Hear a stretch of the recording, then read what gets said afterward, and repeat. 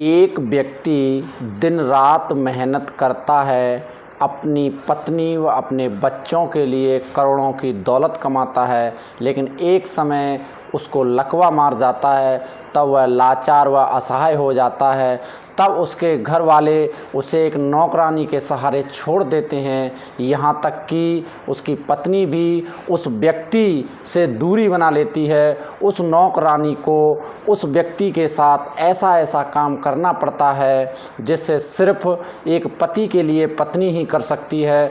कई सालों तक बिस्तर पर ही पड़ा रहता है तथा वह नौकरानी ही उसके साथ रहती है। दोस्तों, यह व्यक्ति अपनों से तंग आकर इतना निराश हो जाता है कि वह मरना चाहता है, लेकिन उसके सीने में एक राज छुपा हुआ था। वह उसे सिर्फ अपनी पत्नी को बताना चाहता था, लेकिन अब पत्नी तो उसके साथ रहती नहीं थी। अब वह नौकरानी ही पत्नी से बढ़कर थी। वह राज की बात उस नौकरानी के लिए बता देता है। दोस्तों, वह क्या राज था? बड़ी ही रोचक व इंटरेस्टिंग कहानी है। इस वीडियो में आगे बढ़ने से पहले वही रिक्वेस्ट, वीडियो को लाइक कर दो और चैनल को सब्सक्राइब कर लो, जिससे मेरा हौसला बढ़ता रहे।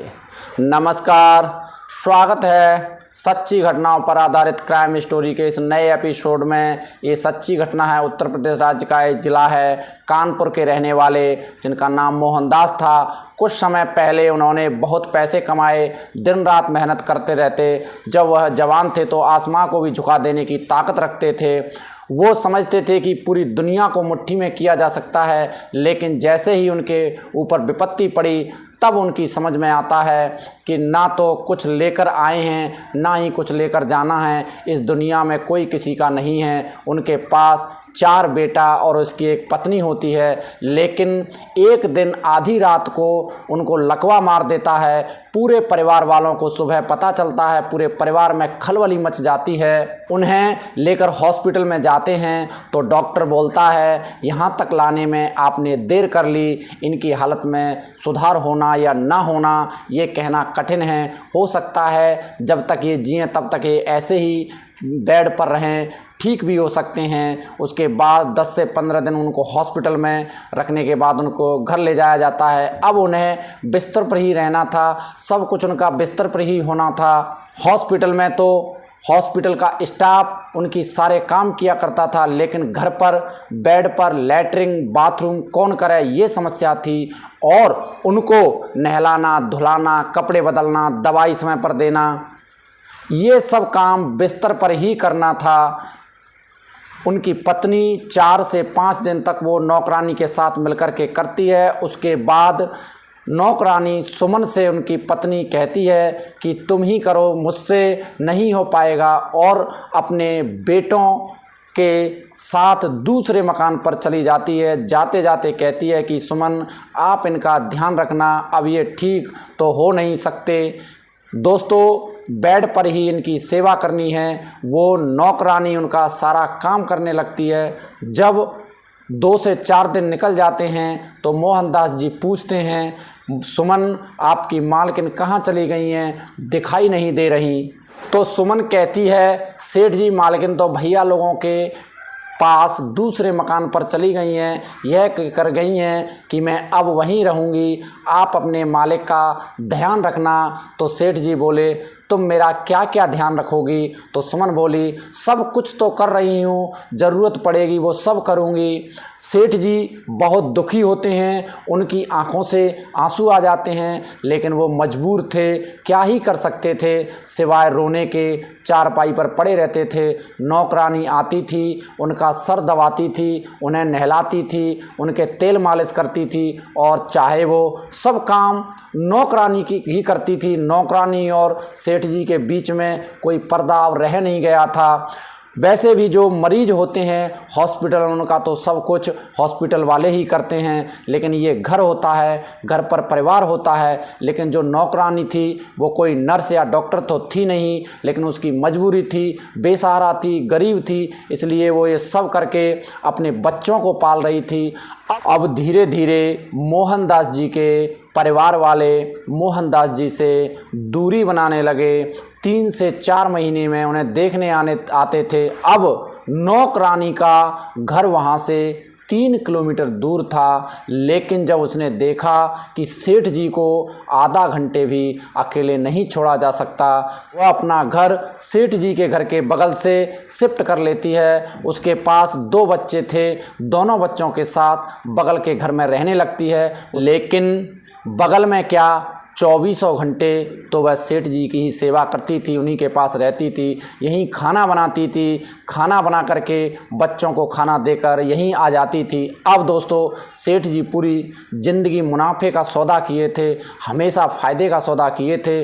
उनके बेटों को सेठ जी ने फ़ायदे का सौदा ही सिखाया था। दोस्तों, सेठ जी की जो हालत थी वह परिवार के लिए बहुत नुकसान थी, बहुत दुखदाई थी। वो सुमन की सैलरी व इसके अलावा सेठ जी की दवाई व सेठ जी के और भी खर्चे थे, जो कुल मिलाकर 40,000 के आसपास वो उन परिवार पर झेला नहीं जा रहा था। अब वो सोचने लगे कि इससे तो ये मर ही जाएं तो अच्छा होगा।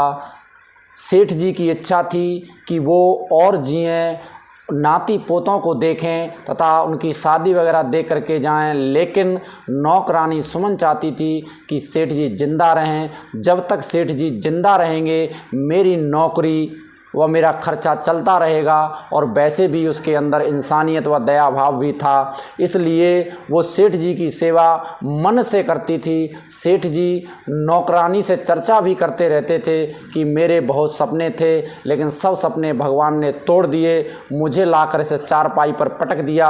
अब दोस्तों, बिस्तर पर पड़े पड़े सेठ जी को 5 साल बीत जाते हैं। एक दिन वो नौकरानी से कहते हैं कि इधर आओ, अपना हाथ मेरे हाथ में दो, और नौकरानी अपना हाथ उनके हाथ में दे देती है। तब वो कहते हैं, मैंने हमेशा अपने परिवार के लिए कमाया, अपने बच्चों को बेहतर शिक्षा दी, उनके बिजनेस को मैंने खड़ा किया, उन्होंने मुझे छोड़ दिया। अब तक जीना चाहता था, अब मेरी जीने की इच्छा नहीं है, अगर तुम्हें कुछ चाहिए हो तो तुम मुझे बता दो। तो नौकरानी कहती है, सेठ जी मुझे क्या चाहिए, सैलरी तो मिल ही जाती है, बस मैं यही दुआ करती हूँ कि तुम एक बार ठीक हो जाते तो अच्छा होता। देखो, इसकी उम्मीद तो है नहीं, 5 साल हो गए हैं पड़े पड़े, अब तक खड़ा होना होता तो हो जाता। लेकिन ये बताओ, तुम्हारे 2 बच्चे हैं, एक लड़का व एक लड़की, ये दोनों क्या कर रहे हैं? सुमन कहती है, मेरा बेटा अंडे का ठेला लगाता है, उसी के साथ रहकर मेरी बेटी उसकी हेल्प करती है।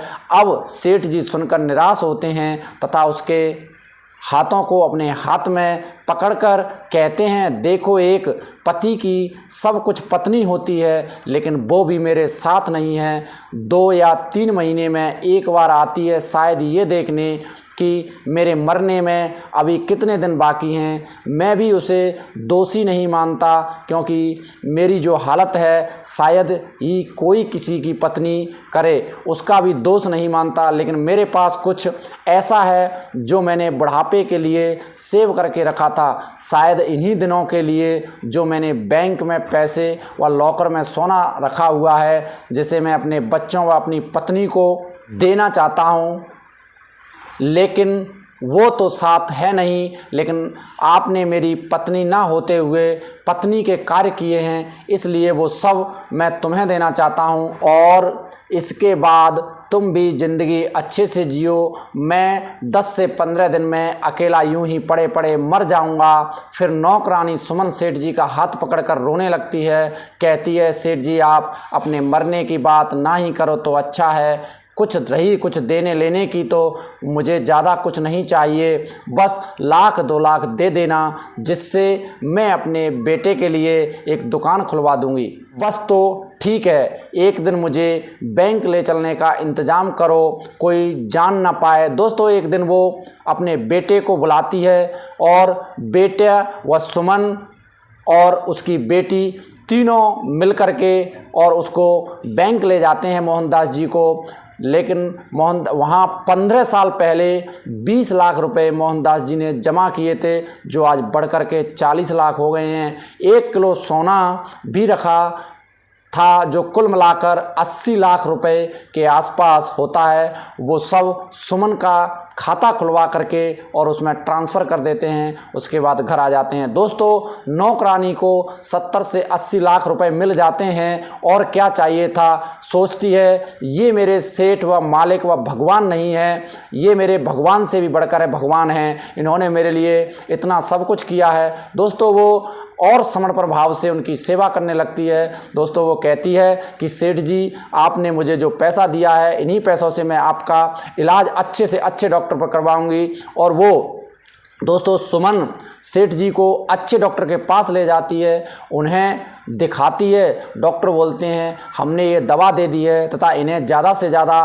एक्सरसाइज कराओ और इन्हें खूब इनसे बातें करो। सुमन अब ऐसा ही करती है और उसमें से 4 से 5 लाख रुपए लगाकर सेठ जी पर खर्च कर देती है। दोस्त, सेठ जी उसकी मेहनत से 1 साल के अंदर खटिया से नीचे उतरकर चलने लगते हैं। वह 2 से 3 साल में दोस्तों वो ठीक हो जाते हैं। वह 5 साल के अंदर सेठ जी 50 से 60% ठीक हो जाते हैं। लेकिन परिवार वालों को तो उम्मीद छोड़ ही दी थी और ठीक होंगे ऐसा उन्होंने कभी सोचा नहीं था। एक दिन मर ही जाएंगे और नौकरानी हमें सूचना देगी, हम मोहनदास जी का क्रियाक्रम करेंगे और वहाँ से चले आएंगे। लेकिन सेठ जी जब ठीक हो जाते हैं तो परिवार वालों को कोई ख़ास फ़र्क नहीं पड़ता। लेकिन वो बात और है कि उनकी पत्नी उनसे मिलने आया करती थी। दोस्तों, सेठ जी ने पूरी ज़िंदगी स्क्रैप का काम किया था और स्क्रैप के काम में ही उनको नॉलेज थी। सेठ जी ने सोचा इस लड़के के लिए भी स्क्रैप की दुकान खुलवा देता हूँ, लेकिन परिवार वाले उसका विरोध करते हैं। कहते हैं ऐसा भी क्या पड़ा है, पैसा तो लेती थी सुमन, तनख्वाह तो लेती थी, लेकिन उन लोगों को क्या पता सेठ जी ने उनके लिए क्या किया या फिर सुमन ने सेठ जी के लिए क्या किया है। सेठ जी लड़के के लिए दुकान खुलवा देते हैं, लड़का भी कमाने खाने लगता है। उनके बच्चे महीने में 2 महीने में देखने आते हैं, लेकिन वो लड़का सुमन का सेठ जी को 10 दिन में ही देखने आता है और सेठ जी से हालचाल पूछता है। सेठ जी को ये बहुत अच्छा लगता है। सेठ जी से कहता था सेठ जी हम हमेशा आपके ऋणी रहेंगे। 2010 में सेठ जी को लकवा मारा था और 2018 में अपने पैरों पर खड़े होकर के और आज भी 65 साल की उम्र में सेठ जी स्वस्थ हैं। आज भी वो नौकरानी सुमन और उनकी पत्नी और सेठ जी एक साथ मिलकर के रहते हैं। आज भी उनकी सेवा कर रही है। दोस्तों, वीडियो अगर आपको अच्छी लगी हो तो एक कमेंट व लाइक और चैनल को सब्सक्राइब जरूर करना। चलते हैं, मिलेंगे एक नए वीडियो के साथ। तब तक बने रहिए story by Sudhir Tiwari channel में। जय हिंद, जय भारत।